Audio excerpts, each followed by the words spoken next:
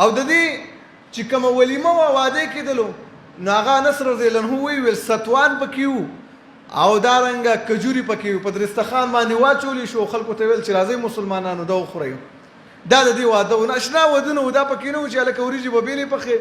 قورمه به ورله بېله تیارې چرګ به ورله بېل تیارې شادي حال کې به واده کې او هلته کې به ځي او ته به راځې زلمي له به ګنټه راوړې سیره به ورله راوړې دغه شیزونه دا یو رواجونه دي چې مونږ کې جوړ شوي دي ساده ودونه نن سبا چې څوک واده کوي وروستو بیا قرضدارې دا زندګي ټوله بیا په غم کې تېرېږي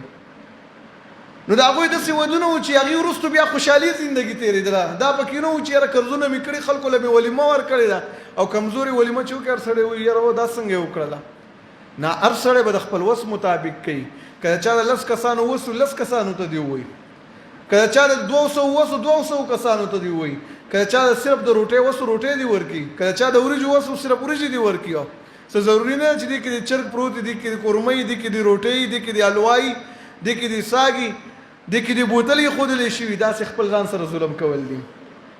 د پیسې لګولو ځایونه ډېر زیات دي بل دې کې دې سړی ولګوي که نه یوازې دغه ځایونه خو نه دي ښایسته ځایونو کې ولګوه خو موږ چې دغه سنت طریقه م کوو دا هم زموږ په ریاکارۍ سره بدله شوې ده ریاکاري په دغه کې کوو خلکو له ځان ښایو چې تربور مې ویني چې وګوره فلاني خو ډېره ښایسته روټۍ ورکړله خو دې ته نه ګورو چې دغه عمل مونږ د سنت طریقې مطابق شروع کړلو خو ریاکاري راکې راغله د الله ته نه دی کوله که دغه شي ته ورکې په سنت طریقه باندې ورکې او د الله رضا مقصد دی دا د الله رب العزت په صدقه کې قبلوي